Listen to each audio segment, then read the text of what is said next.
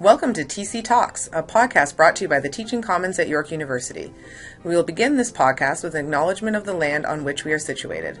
We recognize that many Indigenous nations have long-standing relationships with the territories upon which York University campuses are located that precede the establishment of York University.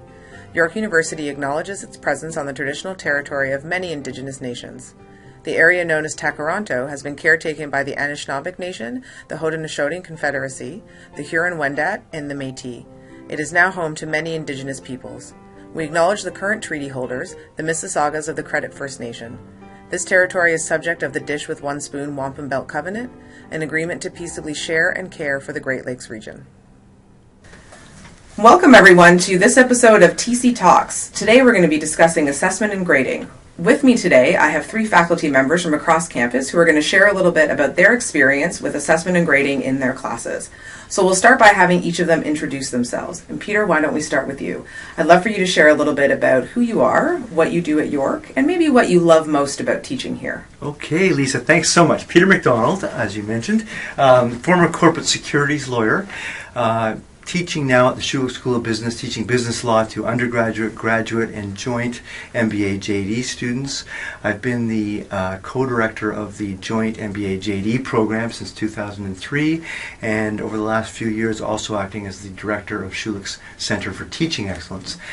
In terms of what I love about teaching the most at York, it's definitely interacting with the students and watching them grow intellectually, learn how to engage in discussions in the classroom, watching the facial expressions when they realize how to apply theory to practical case problems and other things that we're talking about that occur in our society on a regular basis. Awesome. Thanks so much, Peter.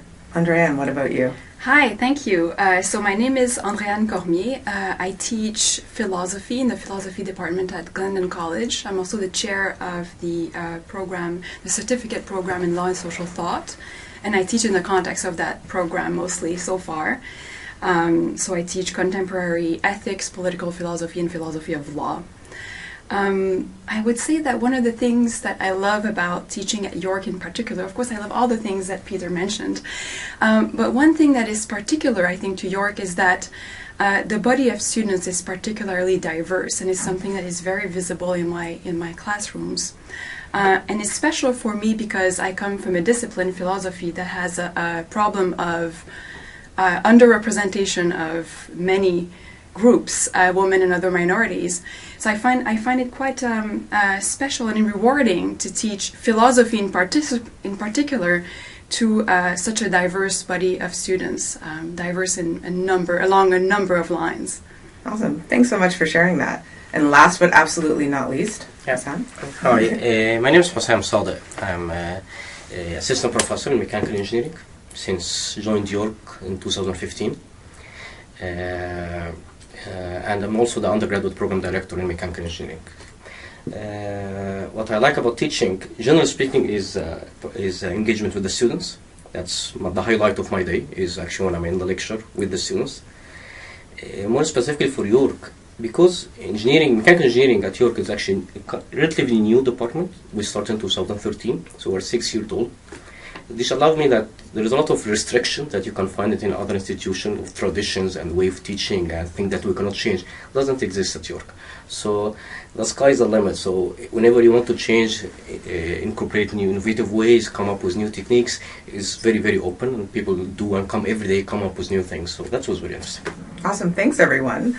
What I'm already hearing are some things that I think they're already intimately tied to assessment and how we assess and evaluate our student learning. So thinking about the diversity of our students, looking at how they are in the classroom when they're learning, and also thinking about how we can be innovative in those types of assessments, knowing that there are so many disciplines and ways of teaching and learning on campus. So to that end, I have some pre-prepared questions for the three of you. My first is really around this idea of what assessment means. So how you might define assessment, what it is, and how you know if an assessment is meaningful and effective. And Andréane, I'd love to start with you. Just a small question for a Wednesday afternoon. How might you define assessment? Sure. Well, when I think what is assessment, the first thing I think that comes to my mind is it's a measurement of learning, and it's a feedback mechanism for teachers to improve their practice. that's the first thing that comes to my mind, and I think that's the first thing that comes to the mind of a lot of people. But then when I start reflecting a bit more deeply about what is assessment, I realize that this definition is probably too narrow, right? Because if we look at the purposes of assessment, the way that we use assessment in legitimate ways in the classroom, I think we realize that it's not necessarily just that. It's not just to measure learning or to get feedback. At least in my experience, that's not just it. So for instance, I use assessment, grading in classroom activities to just stimulate students, right? So to put the conditions in place for later learning. So it's not about measuring their learning in a backward-looking way. What have they learned? It's rather to create the conditions such that they will learn later on in the classroom. And sometimes assessment can also be in a more fundamental way, I think, an integral part of learning. So for instance, this semester is the first time I do this. I started requiring my students to answer reading questions online on an online forum and comment on each other's reading responses each week. And the goal of that, in my mind, when I conceptualized the exercise, was not to, again, primarily to measure their learning. Oh, have they understood the text? It was really to quite bluntly force them or incentivize them to actually read and write every single week, which I think is an integral part of what it is to learn to read and write. So in that sense, I think assessment goes beyond measurement of learning. Oh, I'm already thinking, if I could start writing things down without making too much noise, I would. That's fascinating. Thank you for that. Peter, what about you? Well, I'd like to first of all ask my colleague how you pronounce your first name. So it's André-Anne. It's a double name. So it could be, in English, it would be Andrea-Anne or Andrea with an N at the end. Thank you, Andrea-Anne. I love your thinking and what you've introduced to your class and to your course. Providing incentive to the students to realize what they're learning on the one hand and then enhance that learning with additional effort, additional exercises and those types of things is a wonderful way to again, enhance assessment in the classroom. And to answer your first question, Lisa, I think assessment's got two components. It's a learning component and a valuative component. And participation is a huge part of that, I think. Especially in the business law courses that I teach, it's very important to try to encourage students to work on the ability to articulate their thoughts in front of others, both in writing, in the context of presentations, and also verbally. And so as an instructor, I think it's extremely important to be encouraging, be constructive. You don't want to sugarcoat your responses to participation that may be inaccurate, but you want to try to pull out what's positive, what is applicable, and how it can be built upon. And so the learning aspect from an assessment point of view is having the students realize when they are growing in that sense and try to encourage them to do better as the term unfolds. And this goes back to your earlier question about what you love at York. It's just wonderful to see. I have several undergraduate classes, about 50 students in the class. It's amazing. By the end of the term, you literally know 40 of them. And you have encouraged 40. When 20 started to participate, 40 are now participating at the end of the class. So I really like your comment about providing incentive. And then the evaluative component of assessment, of course, is the grading. It's the assignments and the grading presentations and exams and things like that. And I think the timeliness and certain other aspects of that are important, but maybe we can get that in a few moments. Great segue, Peter. I'll have to remember that one for my next question. Thank you both for that. And so it sounds like what we often talk about in the teaching commons, this idea of how assessment fills many buckets or does many different things. And both of you were talking about these ideas of not just assessment of learning, but sometimes we talk about assessment for learning or as learning. And so I like that you're talking about the diverse roles that assessment can play in your classroom. So this all sounds important, exciting, innovative, perhaps even necessary for our students. But Hossam, my question to you is, what's the toughest challenge that instructors may face when designing these assessments, trying to make them meaningful, effective, trying to help our students learn? What's challenging about that? Is to achieve exactly what you ask in the question. The intentionality in assessment is the key. So Because my position of the undergraduate program director, so I look at different assessment from different courses to evaluate them. And although assessment might have questions that reflecting on certain knowledge, but it wasn't designed intentionally. So when you look at learning experience, there is a certain objective that you want from the course, whatever it's knowledge or development of a certain skill or abilities or attitude, and the assessment should be designed specifically for the objective that you're designed for. So the main challenge is when you have an assessment is to look, okay, what I'm trying to evaluate here, what I'm trying to see if the students are developing the skills or developing the knowledge, are they changing the attitude during the course or not from the beginning to the end. So it has to be intentionality of the assessment and connecting the assessment into the learning objective or the learning outcome of the course. That I found is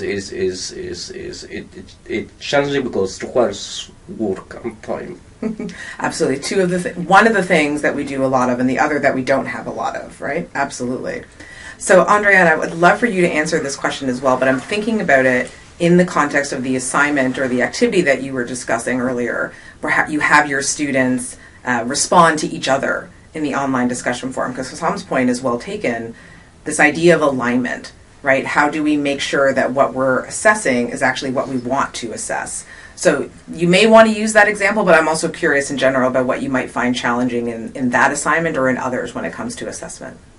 Right. Well, first of all, I want to say I completely agree with the previous statement about what's so challenging. I think most fundamentally, what is incredibly difficult is to define what is even a meaningful assessment, right? A meaningful assessment is meaningful if it tracks or if it promotes, facilitates meaningful learning. And meaningful learning is about teaching what's valuable. And what is valuable? Well, we need to ask ourselves, what is a university education for? Ooh, so big question. I think we could easily, end up asking some fundamental philosophical question about the purpose of education, and that's definitely probably the hardest part of identifying meaningful assessment techniques. But to go back to this diversity point, yes, that's another core challenge, I think, to teach for a diverse body of students, right? And you might think it's an issue of fairness because we don't teach for a minority or even a majority. We teach for every student, and we have to find ways of reaching them all despite the fact that they are different. They're engaged by different things, they learn differently, they have different inclinations, they have different background knowledge, they have different challenges in their personal lives, right? And so what to do about this? Well, what I do personally is I try to diversify as much as possible the evaluations in the syllabus. So evaluate in a number of different ways, in writing, online, in oral presentation, a bit of everything. And also, whenever possible, I give them options. So just to give one concrete example, because I think that's what you asked. So for my participation grade, for instance, so I used to, initially when I started teaching, I used to grade them for intervening in the classroom. So active participation in class, so not outside of class, but in class. It was also an incentive for them to come to class, right? So I give them 10 points for that. But then I realized, well, it's unfair to the shy students, right? The burden of speaking in front of the class is unequal for different students. So then I was like, oh, what can I do then to integrate? To make it fairer for those who find it incredibly difficult. So then I came up with this idea of giving them 3 options, actually 4 options. One is to participate in class, as I said. The second is to come to my office to have a one-on-one conversation with me, because for some students it's much easier. I know it used to be the case for me as a student.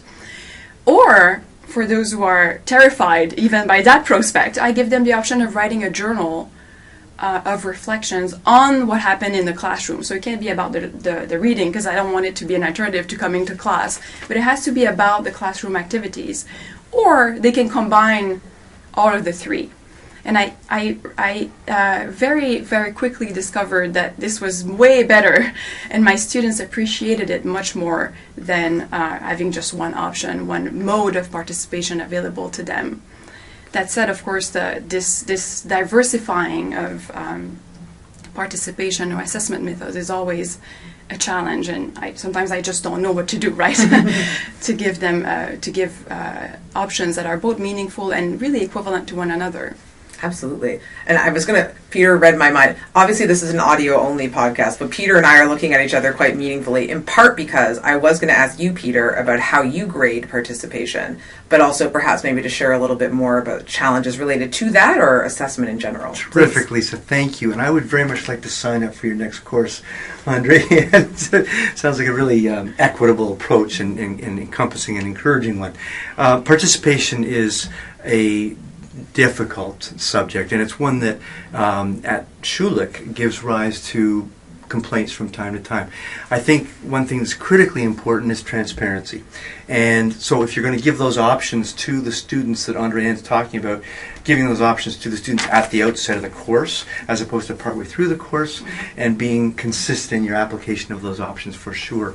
With reference to participation and what I do in that context, Lisa, and we have had a chance to talk about this before, I think it's again critically important to have a credible system that's consistent, that's detailed, that you can refer to after every single class so that you have records of what's happened in that particular class. And in my situation, I actually indicate to the students, we have 10 points again for participation in the undergraduate classes, and I indicate that if they come to every class and say nothing, they'll get 6 out of 10.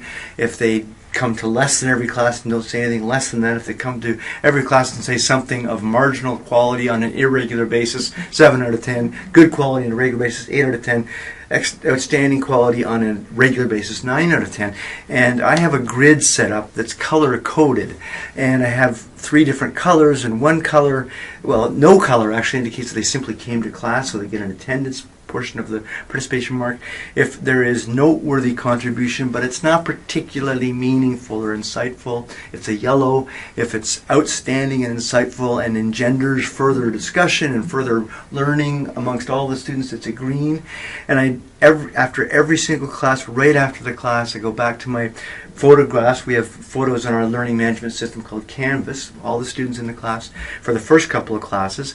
And at the break, I have the students put their name cards in front of them. When they're away getting a cup of coffee or something at the break, I go around the class myself and think of the students and the names and take notes in the first couple of classes as to who said what in a class of 50 students where it's difficult to do that.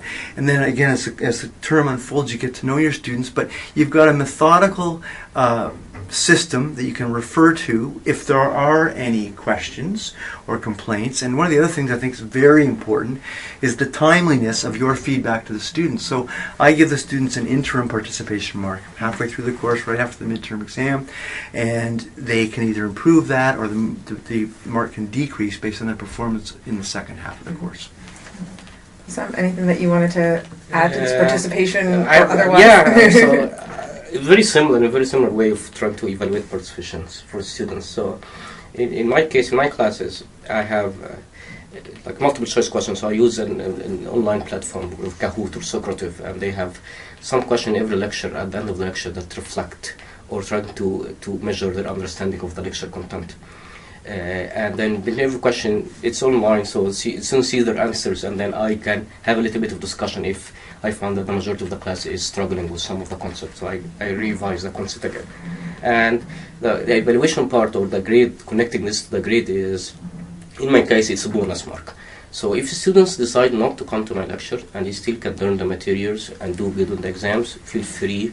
You learn whatever the way that you learn. So I don't make it an obligation that they come to students, but I don't know if you came and I found that at the end you struggled in the final exam and came, but you participated in class, you participated in the discussions, you participated in this multiple choice, I can give you what I call a bonus mark, whatever it's 10 grades or 5 grades depending on your participation. So I found students in the feedback, it's not surprising, students actually wait for this participations. If I missed one lecture, they ask me where are the Kahoot questions of this week.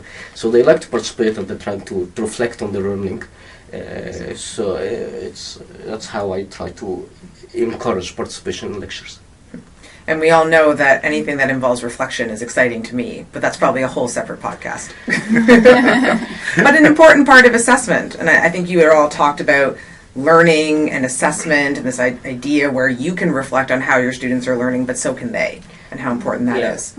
if it's okay, Please. is I'm just in the phase of trying to assess midterms in a different way. So my usual midterms are questions that students solve, and this year I'm trying to make the students reflect on their own answers. So after they do the exams, I'm going to do my own grading with myself and my TA, and give the students back their answer and ask them to grade themselves.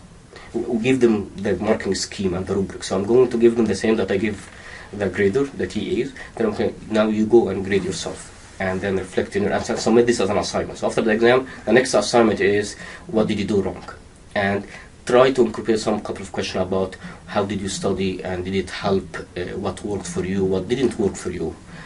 Trying, I have this is just ideas right now. I don't know if it work or not, and see if there, because my experience is students, there is only few students who come and talk to me after the midterm, okay, what did you do wrong, how I do better, and there's only few of them. And I was trying, if I can make all the students, I have 120 students, if I can make all of them reflect actually on the midterm, that will actually be a very useful experience. So I'm trying to see if this assignment will make the trick. Interesting. Yes. Well, my offer of support is now recorded. So if you are looking for additional support about that, I would love to continue that conversation with you. Definitely, yes. Okay, and he said yes, we all heard it. Yeah. So maybe as a way to wrap up, and this question is for all three of you, and Hassan, we'll start with you and then we'll just go around the room. What advice would you give to a fellow instructor who is designing a new assessment strategy for their course? This may be advice to yourself. Yeah, the first thing come to my mind is and it's advice in general to any new faculty member to doing any learning experience is don't isolate yourself. So my advice is talk with other people in the department or even outside the department. There are different, and this one way of sharing is where there are different experiences, and there is people are doing different things. Some of them successful, some of them are not successful. They have challenges. So instead of trying to invent the wheel from the beginning, talk with people. As long as you define what you're trying to assess, talk with them, okay, I'm trying to assess certain skill, what is the best way? I'm trying to assess knowledge, what will be the best way? So start with having the conversation, and comes to the first point that, okay, just identify what you're trying to assess in your course. You cannot assess everything, and everything has a different assessment tool. So knowledge have a certain assessment, abilities has a different assessment, skills has different assessment, and distribute them. There is for learning during the course, formative assessment, so we do assessment and hopefully the students will learn, and then there is summative assessment, different type of assessment. So define this, talk with people, and this will actually get you to the right place. That's great advice. Talk to other people about it, or just talk about it in general. I mean, already in this conversation, I've learned so much about new, other, different opportunities for thinking about assessment. Great advice. Thank you. Peter. Thank you, Lisa. I would like to echo Hussein's focus on the learning objectives in particular and the subject matter of your course. And my particular course that I'm thinking of is a business law course to undergraduate students. And again, I'm hoping that they will develop an ability to articulate their thoughts both in writing and orally, that they will learn how to be persuasive in their communication, that they will learn how to analyze problems from a certain point of view and apply theory in the context of our real life conflicts that we're involved with. The other point that I'd like to make in that context is, again, to echo Andre Ann's point that we all learn differently. And so striving to be diverse in the types of assessment tools that you're using in your course, thinking about your learning objectives, thinking about the flow of your course, and how one learning activity can flow into another, and also being aware yourself as an instructor about your own perhaps limitations or strengths and abilities and your plan to assess with reference to important things like transparency, fairness, timeliness in particular. So with reference to case study presentations in my course where groups of students self-select, they present a particular case and they talk about the relevant legal principles and the salient facts and the outcome and whether they think the outcome was a good outcome in light of prevailing societal norms, something that probably Anne talks about as well. I choose to provide feedback and a grade to the students right after the class, in person with the group. They're group grades as opposed to individual grades, which sets up for a certain group dynamic and getting along with one another and leadership and all those kinds of things, which is a subtle learning objective in the context of my course as well. But very important to do so when the performance, the activity experience is fresh in the minds of both the students and me. So I choose to meet with the students right after class and give them that grade right away in person in that context. Thanks, Peter. Last but absolutely not least. Thank you. Okay, well, two main things, I think. The first is a version of talk to others. I would say, yes, talk to others, use the community, but also copy. Copy and edit. In this good research, I think high quality research is, in most cases, has to be original, distinctive, but effective teaching need not be. It can just you could just copy what works well for others and do the same, right? And then edit according to your own inclinations, because students are different. We teachers are different as well, right? So there might be things that my colleagues are doing that work beautifully in their classes, but it doesn't fit with me because it doesn't fit with my style as a teacher. That's definitely what I've been doing. I think everything that I've done that has been particularly successful in my classrooms were things that I just took. I stole from other more advanced, more experienced, and more effective teachers that I trusted. And in fact, I think I'm going to steal some ideas from today. And the second thing I want to say is something that I tell my students a lot, but I forget for myself. So maybe it's an advice for myself. Don't be afraid to make mistakes, because mistakes are part of the learning process, and they're part of the learning process about teaching as well, right? And sometimes I know that I personally will stop myself from trying something that I find appealing and I think has the high potential of working well, but I'm worried that I'm going to fail, and I think it's going to be too much work, although it may be less work down the road if it works. I just postpone or don't do it. And I have to remind myself, no. Continue innovating in a sense of trying new things. And if you fail, you fail, right? If you fail, you fail, and you move on and you learn. If I could just add one last thing, Lisa, on your point again, Andre, and about reflecting on your own performance in the classroom, I think that's critically important as faculty here at York University, that every single class, we take some time right after the class and reflect on what went well, what was a challenge, what might be done differently next time. For example, if you ran out of time and didn't get to all the content that you had intended to cover in your given class, is it more important to cover that content because perhaps the course is a qualifying course for a professional designation of some sort and content-related delivery is important? Or is it more important for you to teach the material effectively, to go into more depth and have the students understand the material that you do talk about, and therefore design your assessment accordingly so that you're perhaps only going to be examining the students on material that you actually discuss in class, which has the advantage, Andre, of having people come to class, of course, but it's fair, it's engaging, and again, being transparent in that context at the outset of the class. Yeah, thank you. And I really do appreciate and resonate with that idea of don't be afraid to make mistakes. I mean, it's not a reference that everybody gets, but there used to be a kids show called The Magic School Bus, and there was a teacher, Miss Frizzle, who always talked about taking chances and getting messy and not being afraid to make mistakes. And not only because she had frizzy red hair did I resonate with her, but also I think that idea of not being afraid to take chances. And I think your students will really appreciate that you are transparent, as Peter mentioned. I think your colleagues, who sound like you mentioned, will appreciate that you share those innovative ideas with other people, but that you yourself, like you said, Andréane, are willing to take those chances and get a little messy in the classroom. That is where the real learning comes from.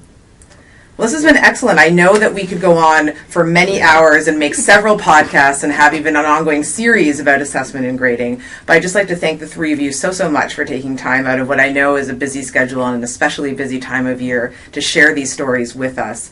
And I know that for our listeners, I think there's going to be some stealing of ideas. I think you're right. I think we're going to see some of these strategies show up in classrooms over the next term. Thank you again, everyone. Thank you. Most welcome, Lisa. Thank you. Terrific job. Thanks for listening to this episode. To learn more about the Teaching Commons or to access a summary of our podcast, please visit teachingcommons.yorku.ca. Join us next time in the Big Red Chair on TC Talks. Challenge, what might be done differently next time? For example, if you ran out of time and didn't get to all the content that you had intended to cover in your given class, is it more important to cover that content because perhaps the course is a qualifying course for a professional designation of some sort and content-related delivery is important?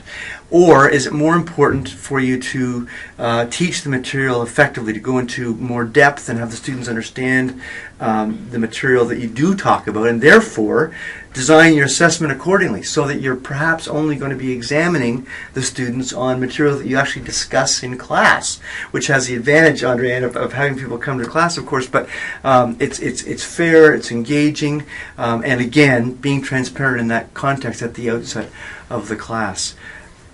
Yeah, thank you. And I really do appreciate and resonate with that idea of don't be afraid to make mistakes. I mean, it's not a reference that everybody gets, but there used to be a kids show called The Magic School Bus, and there was a teacher, Miss Frizzle, who always talked about taking chances and getting messy and not being afraid to make mistakes. And not only because she had frizzy red hair did I resonate with her, but also I think that idea of not being afraid to take chances. And I think your students will really appreciate that you are transparent, as Peter mentioned. I think your colleagues, like you mentioned, will appreciate that you share those innovative ideas with other people, but that you yourself, like you said, Andrian, are willing to take those chances and get a little messy in the classroom. That is where the real learning comes from. Well, this has been excellent. I know that we could go on for many hours and make several podcasts and have even an ongoing series about assessment and grading, but I'd just like to thank the three of you so much for taking time out of what I know is a busy schedule and an especially busy time of year to share these stories with us. And I know that for our listeners, I think there's going to be some stealing of ideas. I think you're right. I think we're going to see some of these strategies show up in classrooms over the next term. Thank you again, everyone. Thank you. Most welcome, Thank you. Lisa. Thank you. Terrific job. Thanks for listening to this episode. To learn more about the Teaching Commons or to access a summary of our podcast, please visit teachingcommons.yorku.ca. Join us next time in the Big Red Chair on TC Talks. To access a summary of our podcast, please visit teachingcommons.yorku.ca. Join us next time in the Big Red Chair on TC Talks.